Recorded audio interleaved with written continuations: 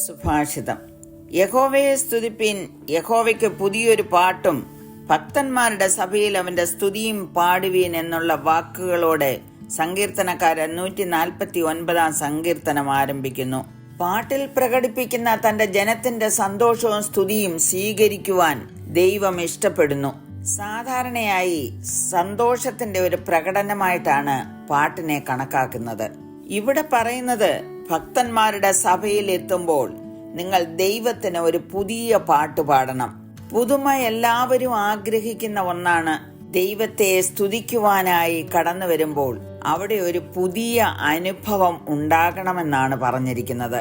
ദൈവത്തിന്റെ സ്നേഹത്തെക്കുറിച്ചും കൃപയെക്കുറിച്ചും പുതിയ ഒരു അവബോധം നേടുമ്പോൾ എല്ലാ ഭക്തർക്കും പുതിയ ഗാനമുണ്ടാകുന്നു. പുതിയ ജീവിതം, പുതിയ അനുഭവം, പുതിയ പ്രവൃത്തിയോട്, പുതുക്കപ്പെട്ട അനുഭവത്തോടെ ദൈവത്തോട് അടുക്കുമ്പോൾ തന്റെ ഭക്തർക്ക് ദൈവവും പുതുമയേറിയത് നൽകുന്നു.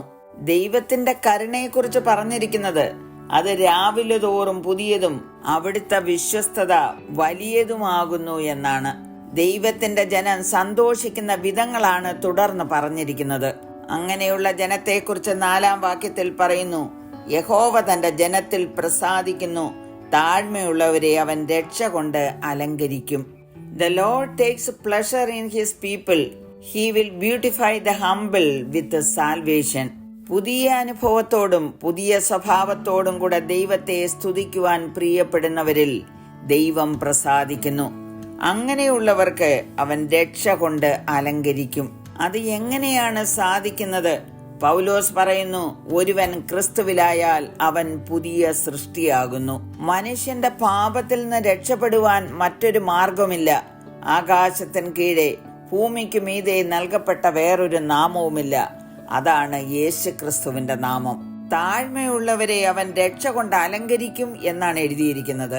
യാക്കോബ് പറഞ്ഞിരിക്കുന്നു, ദൈവം നിഗളികളോട് എതിർത്ത് നിൽക്കുകയും താഴ്മയുള്ളവർക്ക് കൃപ നൽകുകയും ചെയ്യുന്നു എന്ന്. പത്രോസ് പറയുന്നത്, എല്ലാവരും തമ്മിൽ തമ്മിൽ കീഴടങ്ങി താഴ്മ ധരിച്ചുകൊള്ളുവീൻ.